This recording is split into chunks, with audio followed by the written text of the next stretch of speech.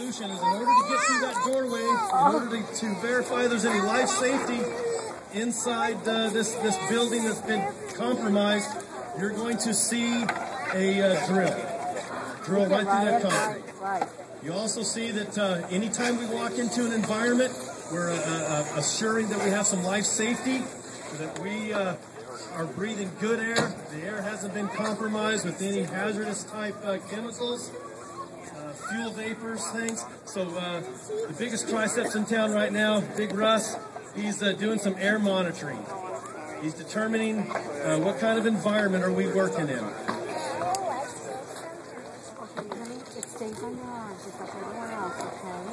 Look at what they're doing.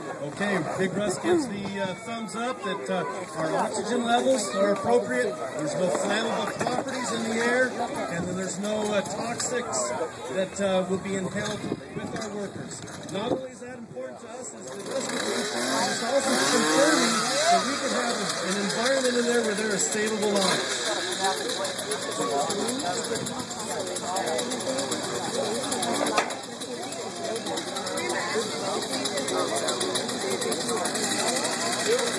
Okay, we are in a time-sensitive business. The PR team, let's get it on.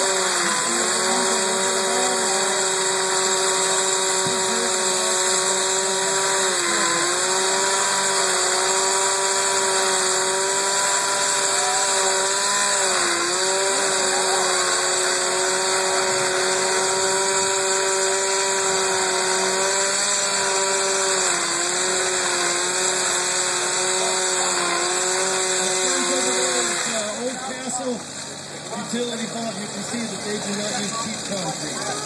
Nothing but the best.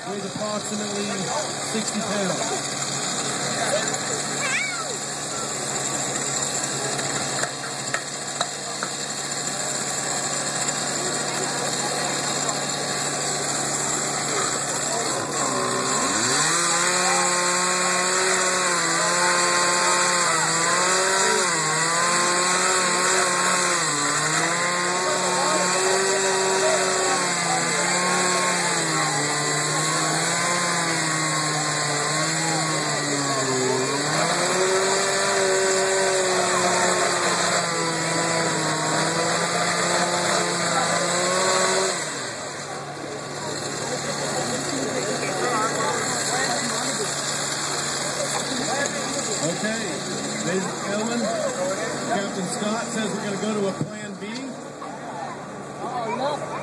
We use an existing hole that we drilled earlier in the day. This is a demonstration of the camera that we will use. This is a very technical camera. After the demo, we're going to invite people to come forward, and we'll give you a chance to look at the screen of this camera. But you can see that there's a little light if you're at the vantage point, and we can turn that camera to do right angle, left angle, up and down. We can get 90-degree visuals of what's on the other side of that concrete. Okay? And if we can hear a victim, that camera we can actually...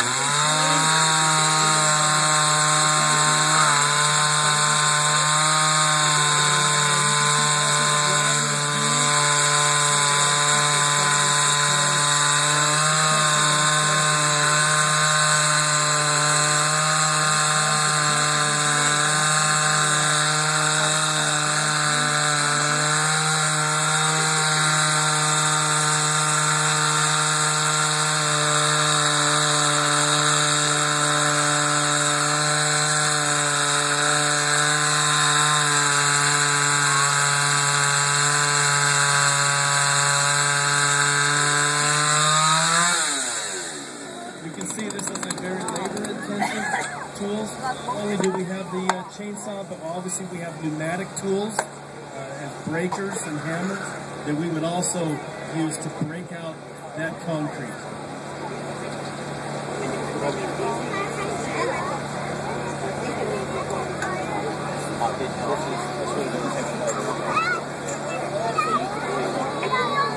So, as we've determined the need for life safety, we're making the effort to breach through this slab of concrete. Can you imagine just being the citizens that were trapped on the other side of this slab of concrete, knowing that, hey, I'm hearing pounding from pneumatic hammers. I'm seeing that chainsaw go through. I'm seeing that drill operate. That's just that little bit of hope, knowing that your Chandler Fire Department and its resources are making its way into the void space that you may be trapped in. We're going to continue to monitor. We have a fan set up, and we're going to use what we call positive pressure. We're going to introduce nice fresh air into the space where you're trapped. We're also monitoring to make sure there's still a savable environment, that it's a safe environment. And what we're going to do next is we're going to show you, as we enter into this space, we are going to structurally reinforce. We call it shoring. Shore, and we're going to reinforce that door opening so that we can bank on the fact that as we make entry into that void space, that door frame is going to stay intact so that we can also make egress, hopefully with the people that we're here to rescue. And we use 4x4 lumber, we use nail guns, and what they're doing right now is they're just pre-assembling some gusset plates that will support the 4x4 lumber.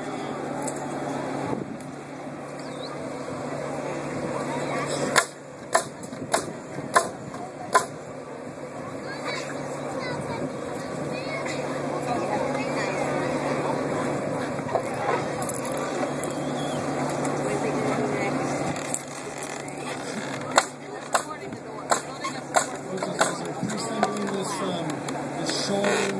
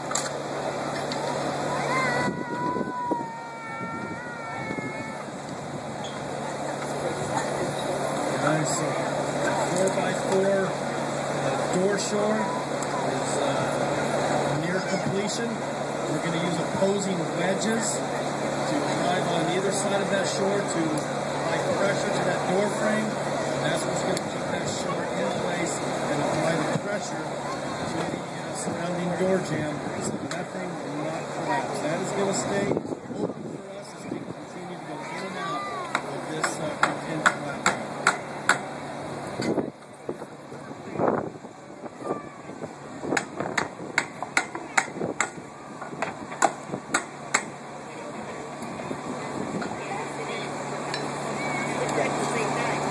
Now, as we've reinforced this door frame, we have one more demonstration to share with you. What we're going to do is, in real life, is we make entry into this void space that we've now found on the backside of that concrete. Approximately every 6 to 8 feet, depending on the collapse zone, you will see that we're going to reinforce the ceiling. And so we'll go in, we'll identify a safe place, and we're going to have what we call right there that's laying down that Captain Scott's holding is a ceiling shore. And we're going to just briefly simulate how we would place that shore, reinforce it to the ground. Obviously, it would be pressed up to the ceiling. This would be custom fabricated to meet any type of a ceiling height. And then again, we will use wedges to apply pressure up to that ceiling. After we place this one, we're going to go back and there'll be a cut team already prepared with the next shore. And 6 to 8 more feet into the structure, there'll be an additional shore placed. And we're just going to build our way right through into this void space to remove occupants that may be trapped. These shores are engineered, they're rated to weigh thousands of pounds, and they're going to keep this ceiling and these doorways intact as we tunnel through to do what we need to do.